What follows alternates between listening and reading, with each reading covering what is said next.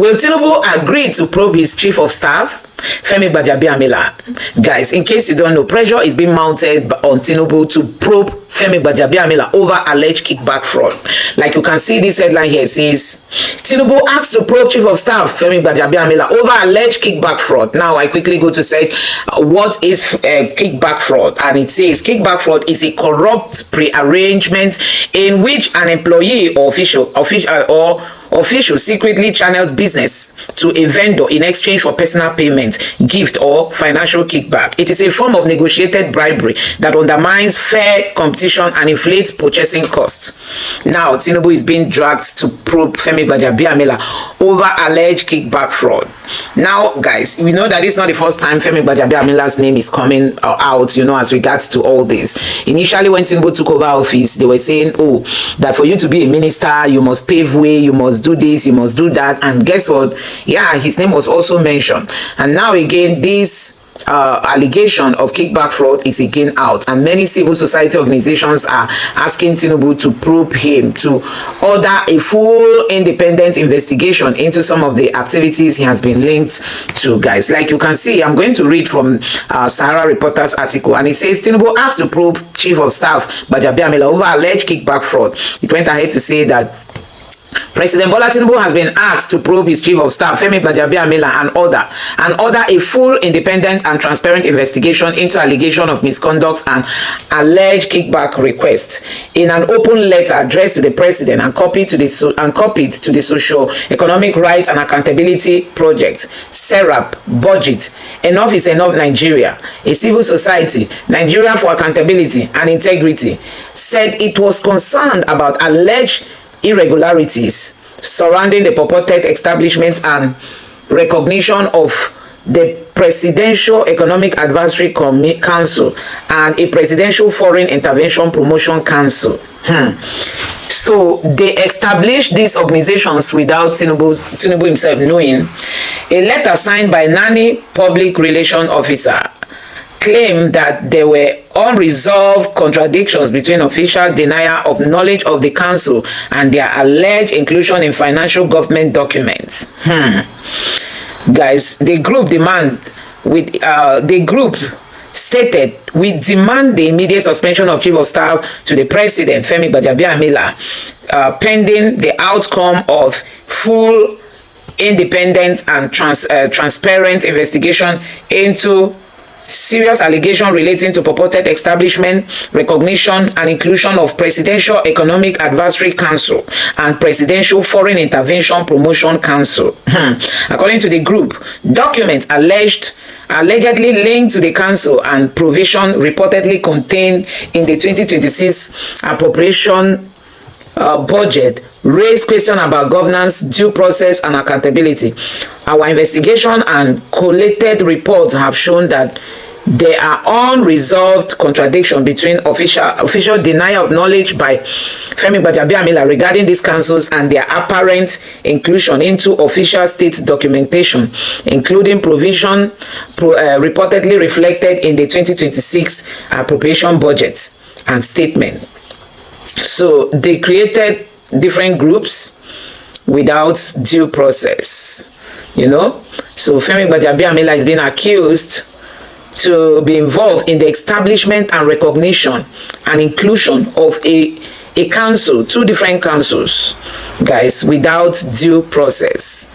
So guys, a whole lot is happening. That's why we keep saying even the money that the Tinubu government is borrowing, nobody knows how that money goes out.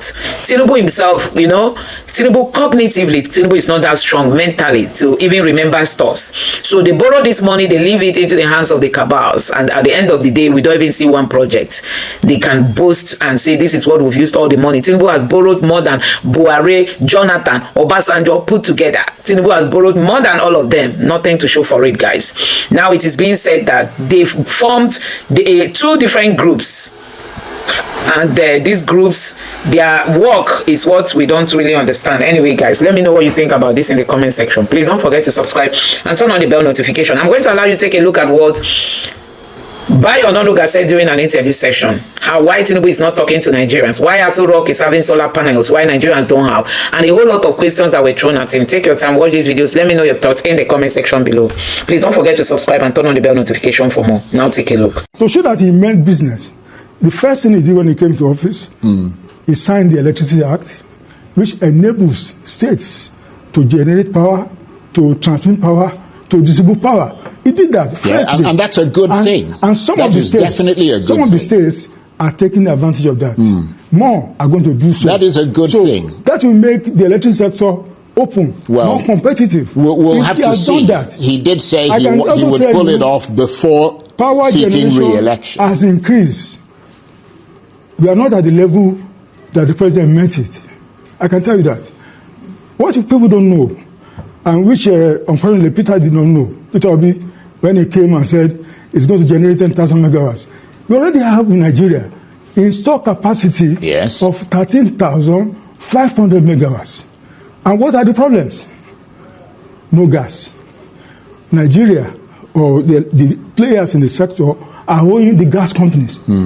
Legacy debt, over 4 trillion, which is, as we call it, the problem of this administration. And it's trying to clear it. And the transmission, the grid, is outdated. Indeed. Outdated. But that's part of the reforms that you need to put in place. Floated the idea of GAMCO to optimize some of the idle power plants. You know, I say you have 13,500 megawatts installed. Yeah. Some of them are not really functional. But you've got... And they are there. But you installed solar power in the presidency, did you? You know that will be a backup. That's a backup. Well, because the reason I'm saying that is that you put that in. I have solar at home. It's a backup. Yeah, but the ordinary people don't have solar. There's no better power. The government is also helping them. Yeah. This same government, under Rural Electricity Agency, is installing solar in universities, in medical institutions, in markets, in so many places. Shagamu, via Shagamu. And what struck me is that I just found myself on a paved road, concrete road. I said, wow, when was this one built? I've not been to Jebu for some time, and the few times I've been there, I always came through Ekwe. So I said, wow, this is different. And I found that our people, when I say our people, I mean our Jebu people, they've stopped complaining. I said, oh, no wonder they now have a brand new road that's not just an asphalt road, a concrete road. Right. Is that not beneficial to me or any use of that road? Is it beneficial? People are benefiting. Yeah, I live in Nigeria. Yeah. Anytime I go to Lagos and I ask Google Map to tell me how soon will I get home, Google Map will tell me 1 hour, 7 minutes. Before, 2 hours, 30 minutes. And the reason for that is because we now have a coastal road that has shortened my travel time. Is that not beneficial? What are people talking about really? Look, if you have students, if you are a parent, and you have 4 children in university, and they're able to access federal loan, which is interest-free, are they not benefiting? Are the parents not benefiting? You see, if you are a civil servant and you can access the credit card, very cheap loan, at below interest is about 7%. Now people can access that loan at single digit. Are they not benefiting? Well, there are question marks over how monies are trickling down to people with regard to those loans. We have been pigeonholed into certain assumptions, certain conclusions. People just say Shagamu via Shagamu. And what struck me is that I just found myself on a paved road, concrete road. I said, wow, when was this one built? I've not been to Jebu for some time, and the few times I've been there, I always came through Ekwe. So I said, wow, this is different. And I found that our people, when I say our people, I mean our Jebu people, they've stopped complaining. I said, oh, no wonder they now have a brand new road that's not just an asphalt road, a concrete road. Right. Is that not beneficial to me or any use of that road? Is it beneficial? People are benefiting. Yeah, I live in Nigeria. Yeah. Anytime I go to Lagos and I ask Google Map to tell me how soon will I get home. Google Map will tell me 1 hour, 7 minutes. Before, 2 hours, 30 minutes. And the reason for that is because we now have a coastal road that has shortened my travel time. Is that not beneficial? What are people talking about really?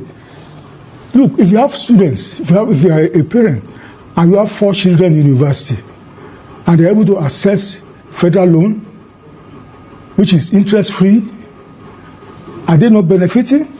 Are the parents not benefiting? You see, if you are a civil servant and you can access the credit card, very cheap loan, at below interest is about 7%, now people can access that loan at single digit. Are they not benefiting?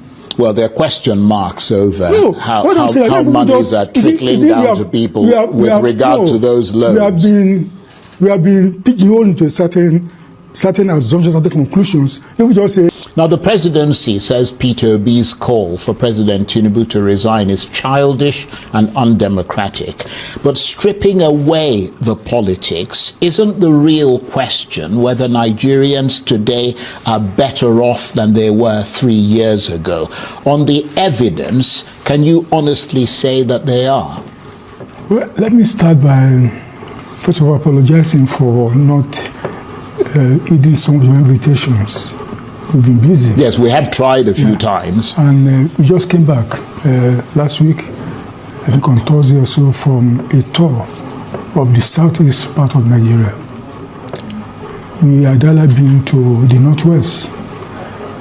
I think I want to recommend to critics of this government to leave Abuja or leave Lagos and go and find out what's happening in the states. The states in Nigeria are alive. Things are happening there.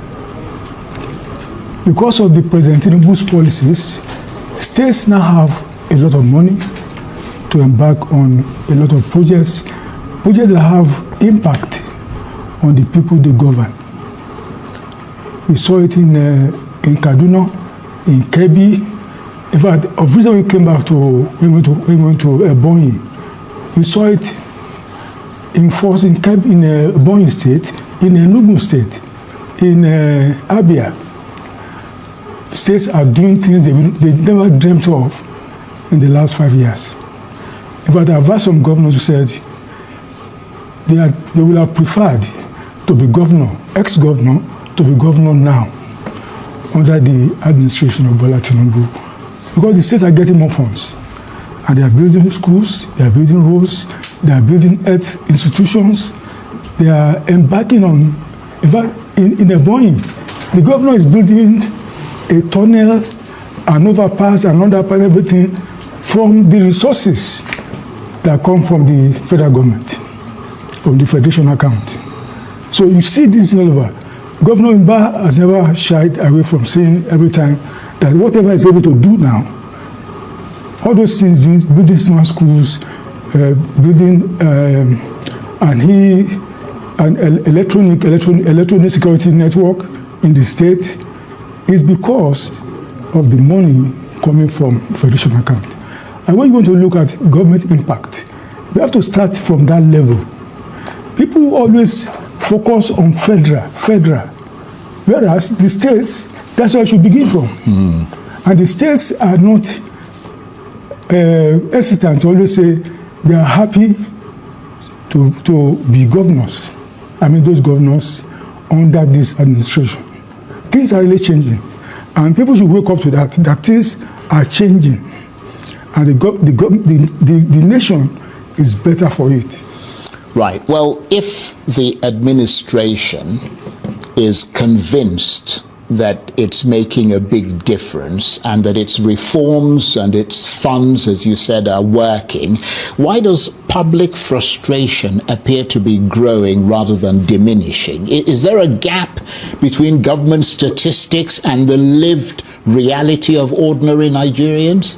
Let me say, when people say these kind of things that you mentioned at your conclusion, has anybody really done a poll to find out whether public frustration is rising or things like that? I went to the states. I just came back. I said we went to Ebonyi, we went to Enugu, we went to Abia, we went to Kaduna State, we went to have stopped about 8 or 9 states now. We didn't see this level of thing you're talking about. Yeah, but did you go out and talk to ordinary people? You're in a cocoon with the president. We are talking to people. They were praising this president. Yeah, but if the opposition keeps maligning every time. Right. People are praising him. If you've got a crowd of people who are paid to attend an event, I mean, they're going to say what you want them to say. They're just ordinary Nigerians who could see the benefit. Let me give you an example. One day I was traveling from Lagos, from Ibadan to Lagos, and Google Maps told me that there's a go-slow in the approach to Lagos. I decided to take Ijebu-Ode, Shagamu, via Shagamu. And what struck me was that I just found myself on a paved road, concrete road. I said, wow, when was this one built? I've not been to Ijebu for some time, and the few times I've been there, I always came through Ekwe. So I said, wow, this is different. And I found that our people, when I say our people, I mean our Ijebu people, they've stopped complaining. I say, oh, no wonder. They now have a brand new road that's not just an asphalt road, a concrete road. Right. Is that not beneficial to me or any use of that road? Is it beneficial? People are benefiting. Yeah, I live in Nigeria. Yeah. Anytime I go to Lagos and I ask Google Map to tell me how soon will I get home, Google Map will tell me 1 hour, 7 minutes. Before, 2 hours, 30 minutes. And the reason for that is because we now have a coastal road that has shortened my travel time. Is that not beneficial? What are people talking about really? Look, if you have students, if you are a parent, and you have 4 children in university, and they're able to access federal loan, which is interest-free, are they not benefiting? Are the parents not benefiting? You see, if you are a civil servant and you can access the credit card, very cheap loan, at below interest is about 7%, now people can access that loan at single digit. Are they not benefiting? Well, there are question marks over how monies are trickling down to people with regard to those loans. We have been pigeonholed into certain assumptions, certain conclusions. People just say it's like in the early days of this government. I think the president went to Lagos. I think it was coming from the Central Mosque, and somebody now did a voiceover. And that means we are hungry. Since then, people have been saying that, hey, we are hungry. Yeah, but I'm a Nigerian. I have people working for me privately. I don't see the level of hunger people are talking about, because I see them and I keep asking them questions. How are things? How are they adjusting? What are the problems? Well, if you take a very simple thing, okay, a lot of people's incomes have not gone up. I'm sure you're aware of that. No, this government has increased minimum wage. No, even if the labor unions are saying that does not go anywhere near, and in fact, a lot of governments are still not paying the minimum wage. That is not true. So the governors are saying they can even afford to pay 100,000 naira because of the money available to them. The point is that the labor unions are saying that for someone to live comfortably the way they were living perhaps a decade ago, that you would need to quadruple that amount of money for them to live on that level. You devalued the currency. So even if you're putting more money into the economy, the value of the money you're putting in is less than it was when the value of the naira was stronger. And that's a fact. No, if you do the mathematics, what was the level of our currency when this president came in? Officially, 400 and something naira to $1. Unofficially, where we had criminal arbitrage going on, about 100% more than the official rate. What the president did was say, look, let the naira find its true value. Let the naira find its true value. And I think yesterday also, either it was IMF or World Bank, and it's also saying that Nigeria currency, the true value, is about 1.1. That's 1,100 naira or so. Even though now today, it's still 1,000 300 and something, even by CBN standard, which means the Naira can even do better. The Naira has found its value. The Naira will appreciate more as we are going. What we have found with the policies government adopted in 2023, I know that about 6 million Nigerians invest in the stock market, and they have grown well there since 2023, because the AISRC, the OSHA index have grown from 50,000 to 270,000, about 5 times more than what Tinubu meant. The point I'm making is this: the companies operating in the stock market, they operate in Nigeria, and they are making money. And then you keep wondering, they are not making money for themselves alone, they are making money for their 6 million shareholders, who, as I said, have become wealthier because of what's going on there. Companies are making money. Was it today or yesterday? An oil company there reported first quarter profit of almost about 800 billion. 800 billion. Companies that Dangote Cement, all of them, they are making money. Well, Dangote has always made money. That's why he's the richest man in Africa. I have a friend who is into I don't think you compare Dangote to the ordinary person on the street. Fast food business. He told me, he used to complain at the outset of this administration. Now he told me some weeks ago, he said, Bayo, this is the best time for this kind of business. People are making money. Yeah, but people, you see, if I work for government, if I'm 70,000 naira, unless I'm crazy or I'm just dumb lazy, I will go and do something on the side. Well, can I add to my income? Yeah, can I come in here, because you're pointing to things like rising GDP, higher foreign, reserves, increased oil, booming stock market, but the fact is that many Nigerians say they have never felt poorer. How many Nigerians? No. If you go out there and you talk to people across the country, many of them, and if you don't recognize that, then you're ignoring a very significant proportion of this country. The other side of it. Yeah, but why don't you give us the side of the people who are actually hungry? Many Nigerians are also saying that this is the best time for them. They're making money under this administration. But how do you explain this disconnect between macroeconomic success that you're talking about and household hardship that many Nigerians are talking about? The fact is that a crate of eggs that used to cost 600 naira is now several thousand naira. I mean, that's just a fact. There's no way to get around that. The point I'm making, and they don't have enough money to afford those things. Let me be clear. I'm not saying there's been no increase in the cost of living. I've not said so. Right. What I'm saying is that,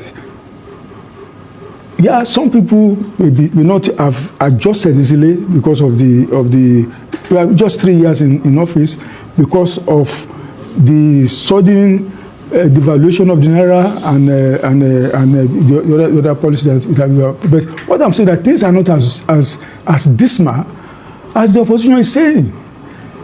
If you look at you mentioned macroeconomic indicators, it shows that something is going on right in this country, and you have to get that macroeconomic sector right before you can even talk about micro. True. Yeah, and there's nowhere in the world where reforms that you are implementing, where they have been done, where people don't go through certain pressures, certain pains. That's what we are facing. This president is acutely aware of this problem, and a lot of policies he has been pursuing, they have been directed to reducing the pains that people face. Look, we increased the cost of fuel. It went up. What did this president do? He said, look, there's an alternative, a cheaper one to fossil fuel, and that is CNG. There's a day in this Abuja, I went to one station where to go and buy gas, and I saw a long queue. I was wondering, what's going on here? Going to about 2 kilometers. What's going on here? They came to buy CNG. I know companies that said, no, they're not going to use diesel-powered generators anymore. They're now on CNG. Well, so that is what the president is doing. He knows petrol is expensive, diesel is expensive. This is an alternative, and far cheaper. The president himself has acknowledged that people are suffering. I mean, he said that in his speech, Democracy Day speech. Yeah. What bothers a lot of people is not the fact that you're putting in reforms that may be potentially commendable. We are also, as you are doing reforms, you're also doing palliatives. What bothers, to cushion the effect of what you are doing. What bothers people is that you're telling them to tighten their belt, whilst a lot of people in high office in government are loosening their belts. So there is that sense that we're not all suffering together, that people, ordinary people, are bearing the brunt, while the lifestyle of those in power has not changed. How do you respond to that? Well, that is not totally true. Let me just tell you a story. Today, after a meeting, I spoke with the Minister of Finance. Right. It will shock people that some ministers, and some of them spoke during the last budget exercise that they didn't receive capital money and so on. Some ministers, some of them have been, because they come into office to serve, some of them have been using their personal funds to run. Some of them, they're not collecting government money. What do you mean to run? I mean to run their official work. Right, but why is that? If you've got all this money, why aren't they getting their budgets? Well, the government is doing so many things at the same time. So the government is disorganized. It doesn't know where to... Well, I mean, a lot of the ministries are saying they're not getting their budget. That is capital budget. Government is doing so many things at the same time. Right. So many things. So you have to prioritize where you put the money. So that's what's going on. Okay, well, prioritization. 3 years ago, President Tinubu said he would ask not to be re-elected if he failed to improve dramatically electricity supply. Can you point to a tangible... You didn't finish that quote. No. Finish it. He says I didn't finish. No. What I'm asking... That's one of the Can you point to a tangible improvement that the average Nigerian can feel today when they switch on a light or run a business? My brother, that is not exactly what he said. Well, you finished the quote. Finish the quote. No, you are... What's the rest of the quote? Finish the quote. He said he will give Nigerians power. He said, that's what I'm paraphrasing now. Yeah. And he said he will also end the era of estimated billing. Right. A problem that he has largely solved because his government, it should not be his business, but his government is producing meter, asking the discos to give people free of charge. And he said, if by any chance he has reasons why he cannot give Nigerians adequate power, then they should understand the problems are inherited. No, but he said don't vote me, don't re-elect me. No. I mean, it's very clear. We had the clip. He didn't say it that way. Well, he said it that way. Let me see. If I open my phone, I can tell you exactly what he said. Actually, we that clip, I'm not sure. I mean, we've played it with one of your spokesmen before, Daniel Buwala. I mean, we'll have to find it. I didn't realize we were going to have an argument over it. I gave you the full quote. I gave Buwala. I said, look, they just fooled you here. The full quote, the president gave some extenuating circumstances that if he's not able to do this because of so and so and so, people should understand. Right. Well, and what he did, yeah, to show that he meant business, the first thing he did when he came to office, he signed the Electricity Act, which enables states to generate power, to transmit power, to distribute power. He did that. Yeah, and that's a good thing. And some of the states, definitely a good some of the states are taking advantage of that. More are going to do so. That is a good thing. That will make the electricity sector open, more competitive. We'll have to see. He did say he would pull it off before seeking re-election. Has increased. We are not at the level that the president meant it. I can tell you that. What people don't know, and which unfortunately Peter did not know, Peter Obi, when he came and said it's going to generate 10,000 megawatts. We already have in Nigeria installed capacity of 13,500 megawatts. And what are the problems? No gas. Nigeria, or the players in the sector, are owing the gas companies. Legacy debt, over 4 trillion, which has become the problem of this administration. And it's trying to clear it. And the transmission, the grid, is outdated. Indeed. outdated. But that's part of the reforms that you need to put in place. Floated the idea of GAMCO to optimize some of the idle power plants.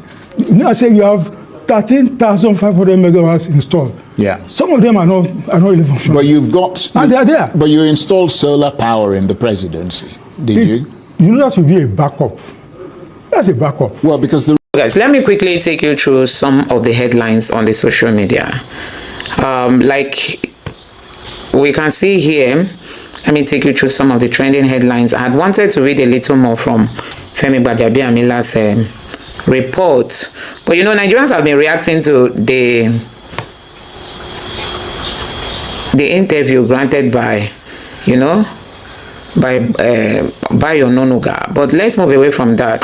Only in northern Nigeria will the governor spend billions of naira sending people to Saudi Arabia for Hajj and budget billions more for mass wedding, while forgetting there are no job opportunities. Out of school children are everywhere, and over 30 million people in the north do not know where their next meal will come from. Northern people must start holding both past and present leaders accountable. Indigenous northerners must take back their land. Hey, indigenous northerners must take back their land. I think insecurity has just taken over the space now. Nobody's talking about leadership. Nobody's talking about, you know, I mean, okay, very dark man, do you know you have a mental problem?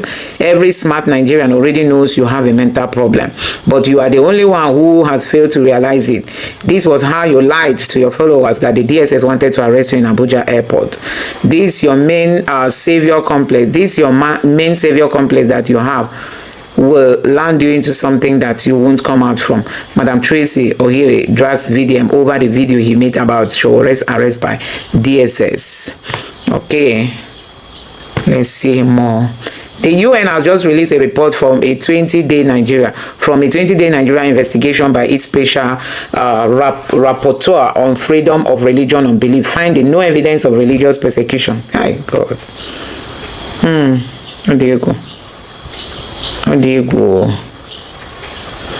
You know, one detail sets the table. The rapporteur was there an invitation of the Nigerian government. The rapporteur's reasoning: she did not see any direct government order to kill Christians, no instruction from Abuja up and down the chain of command ordering one religious group destroyed. Therefore, no genocide, no persecution. Move along. Hey, guys. In 1994, Houthi militias, not Rwanda military, not a government chain of command, killed 800,000 Houthis in 100 days. The International Criminal Tribunal ruled it genocide. The killers did not have government memos in their pocket. They had machetes and a mission. Intention to destroy a group is the standard, not a signed order. The rapporteur, Professor Nazila Ghanea, hold a chair in the international human rights law at Oxford University. She knows the legal standard for religious persecution and genocide. She chose intentionally to kick up dust with a false argument to justify her obviously predetermined conclusion that that is not an investigation, is a whitewash. This should be a crime.